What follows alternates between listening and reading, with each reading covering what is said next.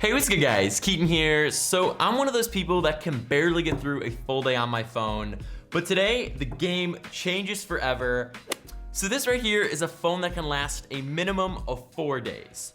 You heard that right. This isn't some sort of prank bro or social experiment. This phone is absolutely crazy. So it's the Alcatel K10000. Goes for 179 bucks, links below. And just a side note here, I gotta mention it. The name on this guy, K10000, like best smartphone name ever. Straight out of Transformers, if you know what I'm saying. This thing is just nuts. So what makes it so special is on the inside right here, there's actually a 10,000 milliamp hour battery.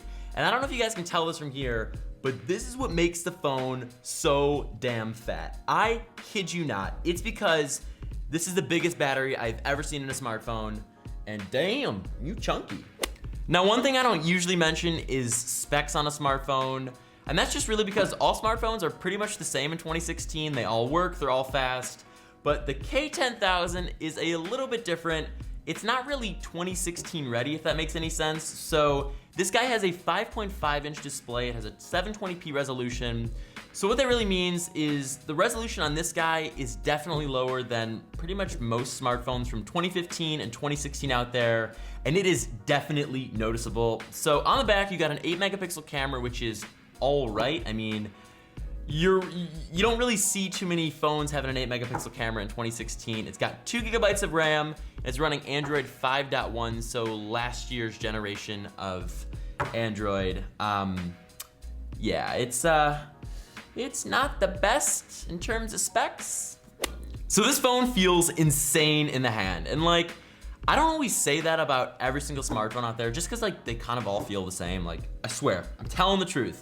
But this one is super heavy. It feels like an absolute tank. Just look at it and it just feels really solid. And I don't know if it's because of like how this thing's built. Just look at it. It's got screws, it has metal all over it. It's just, I don't know if I'm more impressed with the battery size or just how low the price is in comparison to like what kind of build quality it's like. I am blown away. One thing I'm noticing is this thing is definitely heavy in the hands. And of course that's like a no-brainer just because the battery on this guy is huge. But some days when I wear like athletic shorts or like gym shorts or whatever, it sags my pants. So I've never had that happen to me before. Definitely a first for me, but overall, I really like how this thing feels. It's got a nice weight to it. It's very different. So a lot of you guys are probably thinking, Keaton, how thick is this phone? Like seriously, how big is it? I'm gonna go ahead and compare it to my iPhone 6s Plus right here, just so you guys can kind of get a good visual representation. You can see it's pretty much the same size on like the front. Both of these guys have 5.5 inch displays, so pretty standard stuff there. Now where it gets interesting is of course when you turn it to the side. So you can see this phone is about 2 iPhones in thickness, iPhone 6s or anything really above that. So that should give you a good representation of how thick this is. So pretty much just take one of your friend's phones, stack it on yours, and that's what I've been carrying around for the last 2 weeks. Another thing I wanted to check out is how much does the K10000 weigh in comparison to my iPhone 6s Plus? Because in theory, this guy has around 4 times the battery life that my iPhone does. So it's pretty interesting to see what this is gonna tell us. So I got our handy dandy scale right here. Gonna go ahead and zero that out. We're gonna go and place the Alcatel on here. It weighs around 11.2 ounces. So the iPhone could be very similar. We gotta find out. So around double. So basically 2 iPhones make up the Alcatel K10000, and it doesn't feel like that. Like when I hold both of these in my hands, it genuinely feels like it's not that different.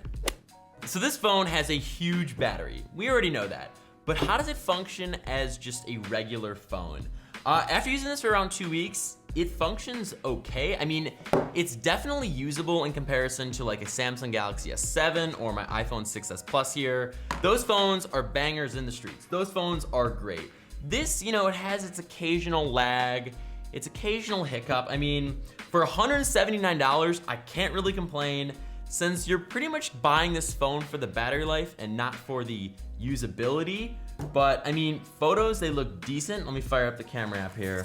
You can definitely distinguish like what you're taking a picture of. I mean, 8 megapixels isn't trash, but in the grand scheme of things, you're not gonna be winning those Instagram awards. And of course, you guys wanna know this, how's the battery life? So I was getting around 4 to 5 days. Now, we know how big the battery is, 10,000 milliamp hours. Literally 4 times the size of my iPhone 6s Plus. So pretty crazy, but kind of right on par, because I get around a day's worth of use on that, around 4 to 5 days on here. Now, I'm a power user. If you're not, you can easily stretch this thing to a week and even beyond that. But I mean, seriously, 4 to 5 days, like you guys could take this phone off the charger for like a weekend, have a great weekend. You know, you could do whatever you want. So probably forget to charge your phone and still have a ton of battery life in this thing. I was really blown away. I thought this thing would consume a ton of power, but I think it's because of the specs, you know, having a lower resolution display, not as beefy, you know, processors that consume a lot of power, that you're able to get such great battery life. But seriously guys, I'm blown away, and I kind of want to try to get to a week. Seriously guys, I want to try to get this phone to last around a week, so I'm gonna keep testing it. But I want to show you how big the battery is, because honestly, that's the biggest feature about this phone. Here's the battery, my friends.